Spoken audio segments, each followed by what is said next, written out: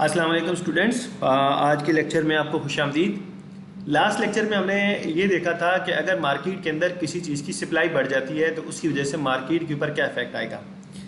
आज हम जो लेक्चर डिस्कस करने जा रहे हैं उसमें हमने ये देखना है कि अगर मार्केट के अंदर किसी चीज़ की डिमांड बढ़ जाए तो डिमांड के बढ़ने की वजह से मार्केट के ऊपर क्या इफेक्ट आएगा, मार्केट की प्राइस के ऊपर, क्वांटिटी के ऊपर क्या इफेक्ट आएगा। तो सबसे पहले तो हमसे जब भी कुछ इस तरह का क्वेश्चन की जाएगा तो सबसे पहले हमने मार्केट इक्विलिब्रियम बनाना है, यानी कि सप्लाई और डिमांड का हमने एक जो इनिशियल ग्राफ है वो बनाना है। उसके बाद हमने इफेक्ट दिखाना है कि डिमांड के कम होने की वजह से या सप्लाई के कम होने की वजह से प्राइस के ऊपर और क्वांटिटी के ऊपर क्या इफेक्ट आएगा। तो हम स्टार्ट करते हैं। ये देखिए, ये आपके पास इनिशियल सप्लाई कर्व है और ये जो D1 है ये आपके पास इनिशियल डिमांड कर्व है।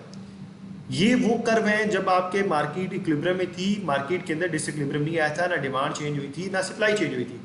तो उस पॉइंट के ऊपर यहाँ पे आपके पास मार्केट इक्विलिब्रियम था, क्योंकि D1 और S1 आपके पास ये इनिशियल है, ये यहाँ पर एक दूसरे को इंटरसेक्ट कर रहे हैं।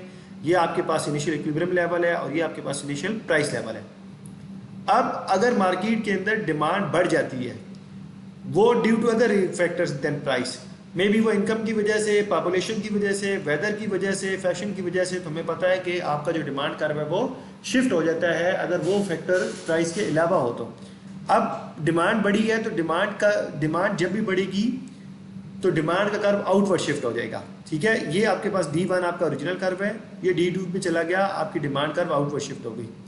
अगर डिमांड कम हो तो डिमांड कर्व इनिशियल से यहाँ अंदर की तरफ यानी कि इनवर्ड शिफ्ट हो जाएगा। अब इस सिनेरियो के अंदर चूंकि हम डिस्कस कर रहे हैं कि इंक्रीज इन डिमांड आपकी बढ़ गई, तो डिमांड के बढ़ने की वजह से ये डिमांड कर्व आउटवर्ड शिफ्ट हुआ। यहाँ पर इसने इधर इसको इंटरसेक्ट किया। इनिशियल जो प्राइस थी वो P1 थी, अब जो न्यू इक्विलिब्रियम पे प्राइस है दैट इज P2 और वो P1 से हायर है। इसका मतलब ये है कि जब मार्केट के अंदर किसी चीज़ की डिमांड बढ़ जाए और सप्लाई वही हो तो उसकी वजह से प्राइस बढ़ जाएगी, यानी कि एक चीज़ को मार्केट में ख़रीदने वाले बहुत ज़्यादा आ गए हैं, दूसरी तरफ मार्केट में उस चीज़ की शार्टेज है, वो मिल नहीं रही, तो वो फिर प्राइसेस को फोर्स करेगी कि प्राइसेस बढ़ जाएं। और ये जो Q1 से Q2 पे क्वांटिटी बढ़ी है ये डिमांड के बढ़ने की वजह से बढ़ी है। अब जब डिमांड बढ़ी है तो आपके पास डिमांड कर्व आउटवर्ड शिफ्ट हो गया, नया इक्विलिब्रियम यहाँ पे आया, इसकी वजह से प्राइस जो है वो P1 से P2 पे चली गई। अब देखिए, जब प्राइस बढ़ती है तो प्राइस के बढ़ने की वजह से मार्केट के अंदर सप्लाई बढ़ जाती है, तो आपके पास सप्लाई कर्व के अंदर मूवमेंट आएगी। आप यहाँ से यहाँ मूव कर रहे हैं, क्योंकि ये जो सप्लाई बढ़ी है ये प्राइस के बढ़ने की वजह से बढ़ी है। तो जब प्राइस बढ़ती है और सप्लाई भी बढ़ती है तो हम इसे कहते हैं मूवमेंट अलोंग द कर्व। तो ये अब यहाँ पे डिमांड बढ़ी, डिमांड ने प्राइसेस को फोर्स किया, प्राइसेस बढ़ गई। अब फिर प्राइसेस ने सप्लाई को कहा कि आप भी बढ़ जाएं, तो ये जो सप्लाई इस पॉइंट से इस पॉइंट पे बढ़ी है ये प्राइसेस के बढ़ने की वजह से बढ़ी है, इसलिए हम कहते हैं कि ये मूवमेंट अलोंग द कर्व है सप्लाई के लिए। लेकिन जो डिमांड कर्व है वो शिफ्ट हुआ है, यहाँ पे एक केस ये लिखा हुआ है कि पॉपुलेशन की वजह से या इनकम की वजह से या कुछ भी और फैक्टर हो सकते हैं, तो उसकी वजह से आपका डिमांड कर्व जो है वो शिफ्ट हो गया है आउटवर्ड।